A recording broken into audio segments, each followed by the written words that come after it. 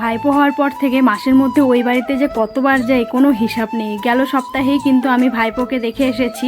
আজকেও আর মন মানছে না, আজকে তো সানডে, তো হাজব্যান্ডকে বললাম কোথায় আর ঘুরতে যাব, চলো আমি ওই বাড়ি থেকেই ঘুরে আসি।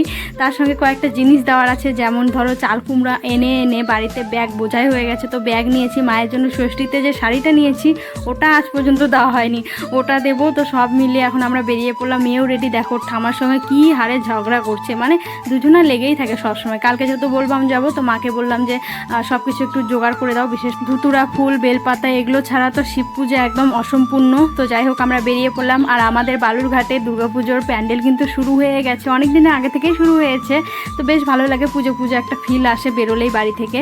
আর আমার ভাই বোর শরীরটা যেহেতু ভালো না, ওই জন্য কয়েকটা ফল নেওয়া হলো। তারপর দেখতে দেখতে আমরা কিন্তু বাড়িতে চলেই এলাম। আমার বাবার বাড়ি থেকে শ্বশুরবাড়ির ডিস্টেন্স মাত্র 20 থেকে 25 মিনিট। এসেই দেখো পুচকুটাকে নিয়ে নিয়েছে আমার বর, ওরও মানে একটা টান হয়ে গেছে, পিসামশাই হয়ে গেছে না।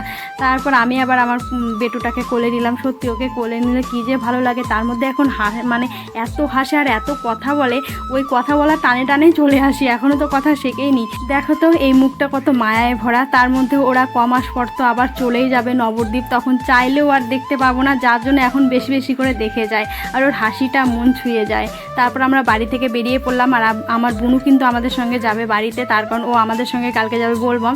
ওর টিউশন ছিল জন্য টিউশনের ওখান থেকে কিন্তু ওকে তুলে নিলাম। তো যাওয়ার সময় হচ্ছে মেয়ে আর হাজব্যান্ডের জন্য বলবামের জামা কিনবো, তার কারণ মেয়ের জামা ছোট হয়ে গেছে, হাজব্যান্ডের জামাটা পুরাতন হয়ে গেছে। তো যাই হোক